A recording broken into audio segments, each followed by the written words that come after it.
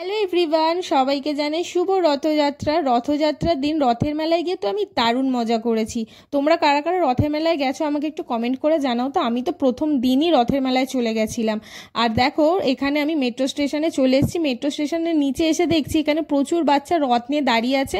আমি ওদের থেকে একটু রথ নিয়ে রথটা টেনে ওদেরকে পয়সা দিয়ে জগন্নাথ দেবকে নমস্কার করে এবার আমি মেট্রো স্টেশনের উপরে উঠে গেলাম। আর বলতে বলতে মেট্রো চলে এসছে, বেশিক্ষণ দাঁড়াতেও হয়নি। মেট্রোতে উঠে এবার যাবো ওই বাড়িতে, ওখানে সবাই ওয়েট করছে, তো ওদের সাথে দেখা করে এবার আমরা যাব মেলাতে।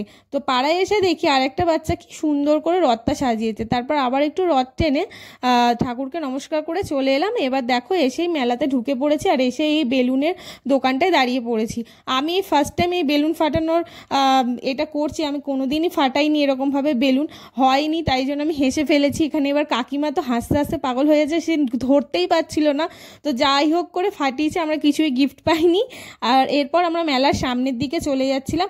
আর মেলায় আস্তে আস্তে অনেকটাই ভিড় বাড়ছিল। আমরা যখন গেছিলাম কম ভিড় ছিল। বলতে বলতে আমরা চলে এলাম। দেখো দিয়েও দিয়েছিল, একটু ঘুগনি 20 টাকা নিয়েছিল, মোটামুটি ছিল খেতে। আর এই যে ঘুগনি দিয়ে দিয়েছে, আমি আর কাকিমাই খাচ্ছিলাম। মায়ের সেনকে শুক্রবার ছিল বলে মা খাইনি, তো আমি আর কাকিমা দুজনে মিলে এক প্লেটই নিয়েছিলাম যে কেমন হয় খেতে, তারপর আবার পরে নেবো। মোটামুটি ছিল বলে আমরা আর একটা নিইনি, একটা প্লেটেই দুজনে মিলে শেয়ার করে খেয়ে নিয়েছিলাম। এরপর সামনের দিকে আরো এগিয়ে যাবো। মেলাটা যেহেতু অনেকটা বসেছে, পুরোটাই অনেকটা ঘুরতে হবে। তারপর এসে দেখলাম যে এখানে মিকি মাউসটা বসেছে। যেখানে এটা বসেন আমি তার সামনে গিয়ে দাঁড়িয়ে পড়ি, মনে হচ্ছে যদি কেউ আমাকে এটা চড়তে দিত, এতই ভালো লাগে আমার। তারপর চলে এলাম এখানে জিলাপির দোকানে। মেলা মানেই তো জিলাপি আর পাঁপড়, আর মেলার জিলাপি খেতে আমার দারুণ লাগে, জানো তো। তোমাদের কার কার ভালো লাগে? আর তারপর চলে এলাম এই সাবুর পাঁপড় কিনতে।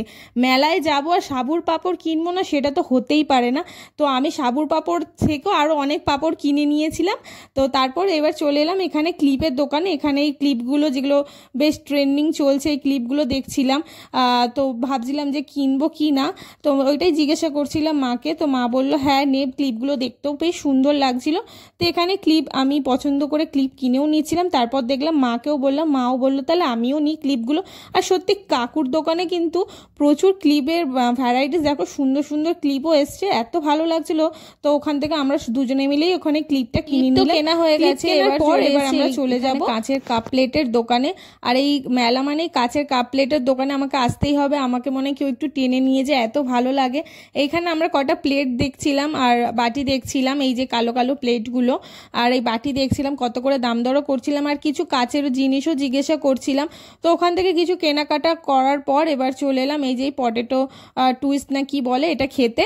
এইটা তো দেখলাম এখানে এসে প্রচুর ভিড়, প্রচুর লাইন দিয়ে ফাইনালি আমি নিয়ে নিয়েছি। আর দেখতে কি ভালো লাগছে দেখো, খেতে আমার দারুণ লাগে। আর একটা আলুর দাম 50 টাকা। মা তো আমাকে খেতে বারণই করছিল, কিন্তু এটা আমার দারুণ লাগে খেতে। তো আমি বললাম না, এটা খাবোই খাবো, মেলায় এসেছি যখন আমি খেয়েই যাব। তারপর সবার শেষে এখানে আইসক্রিম কিনতে চলে এসেছি। এবার আইসক্রিম আমাদের বাড়ি যেতে হবে। বলতে বলতে কাকু আইসক্রিম দিয়েও দিয়েছে। তো আইসক্রিম খেতে খেতে এবার বাড়ি যাব। আর আজকের মতন ব্লগটা এখানেই শেষ করছি। কেমন লাগলো তোমরা অবশ্যই আমাকে লাইক কমেন্ট করে জানিও। যদি ভালো লাগে অবশ্যই ব্লগটাকে লাইক করো, শেয়ার করো, আর আমার চ্যানেলটা সাবস্ক্রাইব করে দিও। তো আজকের মতো